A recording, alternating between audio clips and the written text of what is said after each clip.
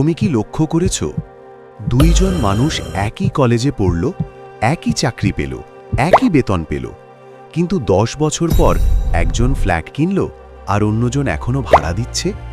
ভাই, পার্থক্যটা স্যালারিতে না, পার্থক্যটা মাথায়। কিন্তু সমস্যা কি জানো? আমরা সবাই মনে করি ধনী হতে হলে বড় ব্যবসা লাগবে, অনেক পুঁজি লাগবে, অথবা বাবা মা ধনী হতে হবে। সত্যিটা একটু আলাদা। ধনী মানুষরা আলাদা সুযোগে জন্মায় না, তারা আলাদাভাবে চিন্তা করে। আর সেই চিন্তার পদ্ধতিটাকেই বলা হয় ওয়েলথ মাইন্ডসেট।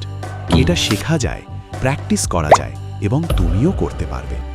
আজকের এই ভিডিওতে আমি তোমাকে বলবো ঠিক 5টা মাইন্ডসেট শিফট যেগুলো ধনী মানুষদের মাথায় কাজ করে, এবং শেষে দেব একটা 3 ধাপের ফর্মুলা যেটা আজ থেকেই শুরু করতে পারবে। তাই পুরো ভিডিওটা দেখো। প্রথম মাইন্ডসেট হলো অ্যাসেট বনাম লায়াবিলিটি। অ্যাসেট মানে কি? যেটা তোমার পকেটে টাকা আনে। লায়াবিলিটি মানে কি? যেটা তোমার পকেট থেকে টাকা নেয়। উদাহরণ দিই, একটা ফোন কিনলে সেটা লায়াবিলিটি, কিন্তু সেই ফোন দিয়ে ফ্রিল্যান্সিং করলে সেটা অ্যাসেট। গরিব মানুষ কি করে? বেতন পেলে নতুন ফোন কেনে, জামা কেনে, বাইক কেনে। ধনী মানুষ কি করে? বেতন পেলে প্রথমে অ্যাসেট কেনে, শেয়ার, জমি বা কোনো ব্যবসায় বিনিয়োগ।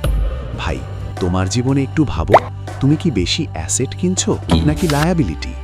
দ্বিতীয় মাইন্ডসেট হলো স্কেয়ারসিটি মাইন্ডসেট বনাম অ্যাবান্ড্যান্স মাইন্ডসেট। স্কেয়ারসিটি মাইন্ডসেট মানে কি? মনে করা যে পৃথিবীতে সুযোগ কম, তুমি পেলে আমি পাবো না। অ্যাবান্ড্যান্স মাইন্ডসেট মানে কি?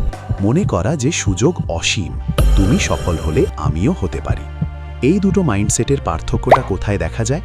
স্কেয়ারসিটি মানুষ বলে ব্যবসা করে কি লাভ, সবাই তো করছে। অ্যাবান্ড্যান্স মানুষ বলে সবাই করছে মানে ডিমান্ড আছে, আমিও করতে পারি। বাংলাদেশ ও ভারতে এখন ডিজিটাল মার্কেট বাড়ছে প্রতি বছর 25 থেকে 30%। এটাই তোমার সবচেয়ে বড় অ্যাডভান্টেজ। সুযোগ কমেনি, বরং বাড়ছে। তৃতীয় মাইন্ডসেট হলো এখন খুশি বনাম পরে সম্পদ। একটা পরীক্ষার কথা বলি, এটাকে বলে মার্শমেলো টেস্ট। বাচ্চাদের একটা মার্শমেলো দেওয়া হয়, বলা হয় এখন খেলে শুধু এটাই পাবে, 15 মিনিট অপেক্ষা করলে 2টো পাবে। যে বাচ্চারা অপেক্ষা করেছিল 10 বছর পর তাদের জীবন ট্র্যাক করা হয়, তারা বেশি সফল, বেশি ধনী। ধনী মানুষ কি করে? আজকের আনন্দ একটু কমিয়ে আগামীর জন্য বিনিয়োগ করে। উদাহরণ, মাসে যদি 500 টাকাও শেয়ার মার্কেটে বিনিয়োগ করো, 15% রিটার্নে 10 বছরে সেটা হবে প্রায় 1,30,000 টাকা। কিছু না করলে 0। চতুর্থ মাইন্ডসেট হলো জ্ঞানকে খরচ নয়, বিনিয়োগ ভাবো। ওয়ারেন বাফেট পৃথিবীর অন্যতম ধনী মানুষ, প্রতিদিন 5-6 ঘন্টা বই পড়েন। তার বয়স 93, তবুও থামেননি। কিন্তু সমস্যা কি জানো? আমরা বেশিরভাগ মানুষ একটা কোর্স করার আগে ভাবি এত টাকা খরচ হবে কেন? কিন্তু একটা ভালো স্কিল শিখলে সেটা সারা জীবন টাকা দেবে। একটা গ্রাফিক ডিজাইন কোর্স করলে মাসে 15,000-40,000 টাকা ইনকাম হতে পারে। একটা শেয়ার মার্কেটের কোর্স করলে নিজের বিনিয়োগে ভুল কম হবে। ভাই, জ্ঞান কিনতে ভয় পেও না, এটাই সবচেয়ে বড় অ্যাসেট। এবার আসি সবচেয়ে পাওয়ারফুল মাইন্ডসেটে, ব্যর্থতাকে শিক্ষা হিসেবে দেখো। ধনী মানুষরা কি কখনো ব্যর্থ হয় না? হয়।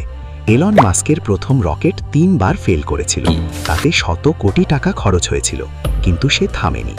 আমরা বেশিরভাগ মানুষ একবার ব্যবসায় লস খেলে বলি আর না, ব্যবসা আমার জন্য না। কিন্তু ধনী মানুষ জিজ্ঞেস করে এই ব্যর্থতা থেকে আমি কি শিখলাম? প্রতিটা ব্যর্থতা তোমাকে একটু বেশি অভিজ্ঞ করে, আর অভিজ্ঞতাই সত্যিকারের সম্পদ।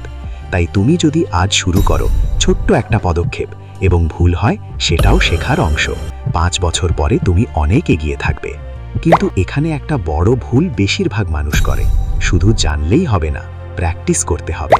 অনেকে এই 5টা মাইন্ডসেটের কথা জানে, কিন্তু কাল থেকে করব বলে কোনো দিনই করে না। মনে রেখো, জ্ঞান যোগ কাজ সমান ফলাফল, শুধু জ্ঞান সমান 0। তাই তুমি যদি সত্যি সফল হতে চাও, তাহলে এই ফর্মুলা ফলো করো। প্রথম ধাপ, আজকের থেকে মাসে যত আয় করো তার 10% আলাদা রেখে দাও, সেটা ব্যয় করবে না। দ্বিতীয় ধাপ, প্রতি সপ্তাহে একটা নতুন স্কিল বা বিনিয়োগ বিষয়ে 15 মিনিট পড়ো বা ভিডিও দেখো। তৃতীয় ধাপ, একটা ছোট্ট অ্যাসেট তৈরি করো, হোক সেটা একটা ফ্রিল্যান্সিং প্রজেক্ট, একটা ছোট বিনিয়োগ বা একটা সাইড ইনকাম। ছোট শুরু, কিন্তু আজই শুরু। মনে রাখো, আজ যারা সফল তারা একদিন বিগিনার ছিল, কেউ জন্ম থেকে ধনী নয়।